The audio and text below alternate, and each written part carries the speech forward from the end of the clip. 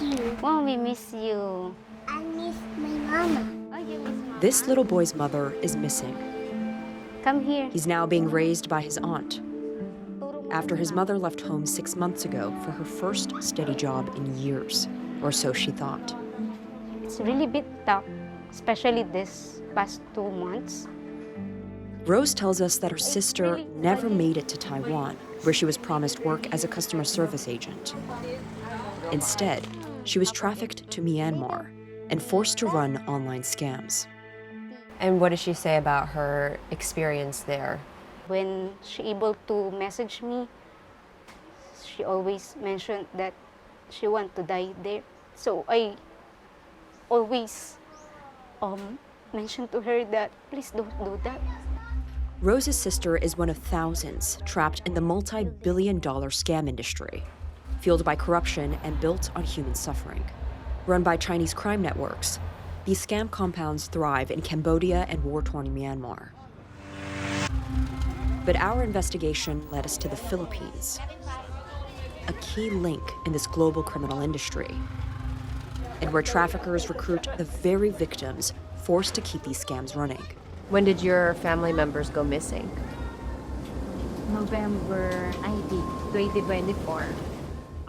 Rose introduces us to other families, each with a missing daughter or sister. In recent years, traffickers increasingly target women, chosen for their looks and voices to seduce men in romance scams. In the compounds, they're often tortured and even sexually abused. Yung anak ko, pinagubad sa harap ng camera ng kanyang boss. Basta't nakatira siya ng shabu, walang bra.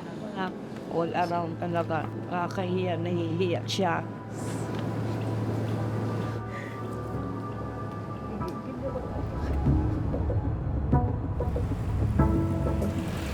But the Philippines doesn't just supply victims to run these scams. It harbored them too. We've driven 2 hours outside Manila to one of the biggest scam compounds in the Philippines. We're told it's nearly 10 hectares. And it was raided over a year ago, but we can still get a tour inside with some government escorts to see what's been left behind. The people who were working here for these scams, how many do you think were trafficked here? Around 5,000 to 6,000. The Philippines government has charged Chinese crime boss Huang Xiang for allegedly trafficking victims to work at the sprawling complex under the guise of a legal casino. So this is one of the rooms where scammers would work, and we found scripts and notebooks that detail how they would financially entrap victims. Each book reads like a manual in deceit, a step-by-step guide on how to forge intimacy. Can I go in? Yes. In another part of the compound, we're shown a dorm where trafficked women lived, traces of their lives abandoned in a hurry. Overlooking the compound is the Kingpin's mansion. This is their living room, their sala. Pretty luxurious and spacious. Yes, because this is the big boss place. It's just astounding to see the difference between Yeah. the dorms and then the way this man lived. This is his bathroom. The Philippines government says these sites have now been shut down, but not the trafficking networks behind them. We've heard that there are Filipinos recruiting other Filipinos to work at these scam compounds abroad. Is the government doing anything to prevent this from occurring? No, no. I have to be honest that it still exists. Sounds like there are multiple things in the works to try to get more help to victims, but it's taking a really, really long time. Why is it taking so long? This is a worldwide problem, okay? If some countries allowed that these things will happen, okay, our people will go there. Because thinking that they Gilbert Cruz has since been replaced, the latest in a revolving door of government leadership that struggled to combat organized crime. To understand what life in these compounds is like and the forces that pull Filipino women into them, we visit a different part of Manila to meet Casey. Hi, good to meet you, Hanako. Casey is a single mother of 4. and some people is So when she found a job promising $1,000 a month, more than triple her salary, it felt like a lifeline. Instead, Casey says she was trapped in Cambodia, forced to impersonate officials and extort money from hundreds of people. Hi, good day. My name is Casey. I'm calling from Verizon.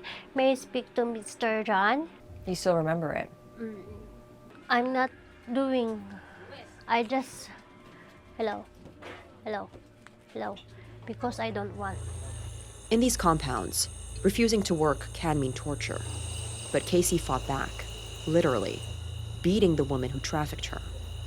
And then I will making like this, pull their hand, and then I will making.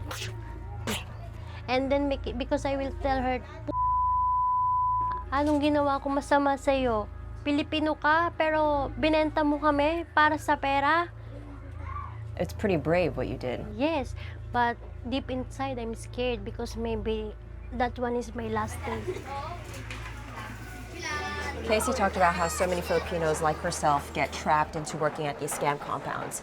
And just looking around her neighborhood, you can see why. I mean, there are so few job opportunities, and the economic situation is very dire for many Filipinos in the country.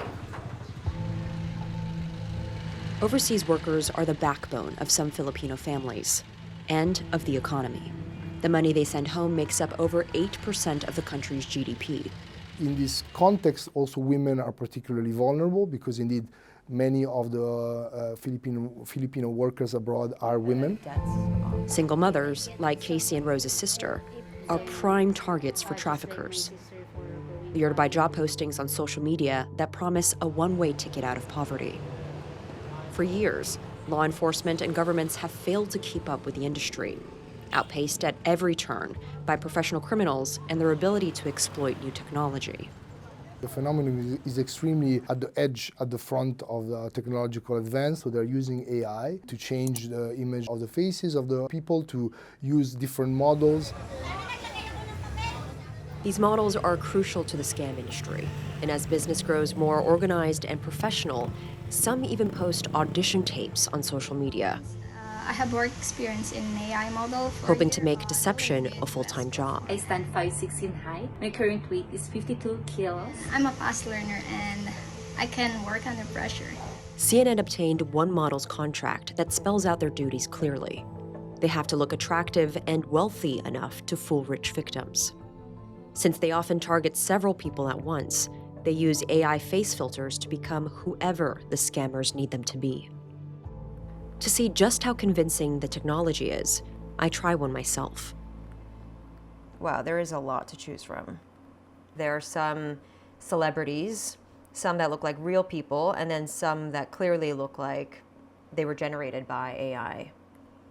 It's so strange to see my face look like this. The technology is actually pretty good. It clearly moves with my own face.